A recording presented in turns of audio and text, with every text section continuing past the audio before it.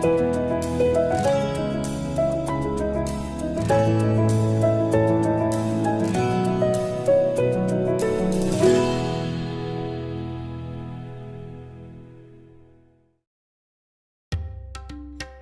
Happy Holi জানিয়ে আজকে আমি তোমাদের জন্য একটু পাকা কলা দিয়ে মালপোয়া বানাচ্ছি। তার জন্য আমি নিয়েছি এক বাটি আটা নিয়েছি, আর খেজুরের গুড় দিয়ে একটু সেরা করে রেখেছি, আর দুধ নিয়েছি, পাকা কলা, সুজি, গরম দুধ দিয়ে সুজিটা আমি ভিজিয়ে রেখেছিলাম, আর একটু বেকিং পাউডার, খোয়া ক্ষীর, গোলমরিচ গুঁড়ো আর এলাচি গুঁড়ো, আর হচ্ছে কাজু কুচি, কিশমিশ কুচি, মৌরি আর একটু চিনি।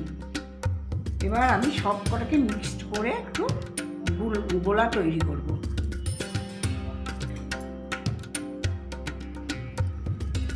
আটা নিলাম, পাকা কলাটা একটু চটকে রেখেছিলাম সেটা নিলাম। আমি আটা নিলাম এই কারণে, এটা ময়দা দিয়েই করে, কিন্তু আমার বাড়িতে অসুস্থতার জন্য আমার বাড়িতে ময়দাটা চলে না, তার জন্য আমি আটা নিয়েছি। আর খোয়া ক্ষীর দিলাম, একটু বেকিং পাউডার দিলাম,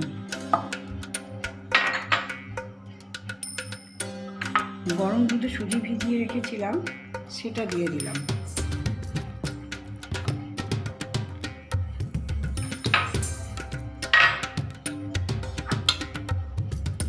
গোলমরিচ গুঁড়ো দিলাম, এলাচি গুঁড়ো দিলাম, কাজু, কিশমিশ, মৌরি দিয়ে দিলাম, চিনি দিয়ে দিলাম। এবার আমি সব কটা একসঙ্গে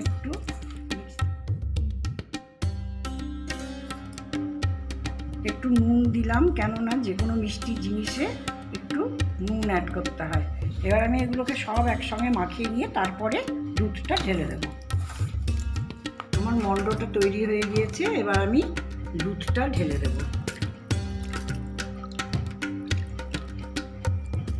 দুধটা প্রায় 250-র মতো হবে।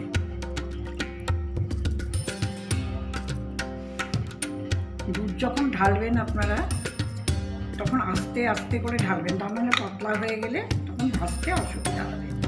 আমার তৈরি হয়ে গিয়েছে জিনিসটা, এবার আমি সাদা তেল দিয়ে ভাজব।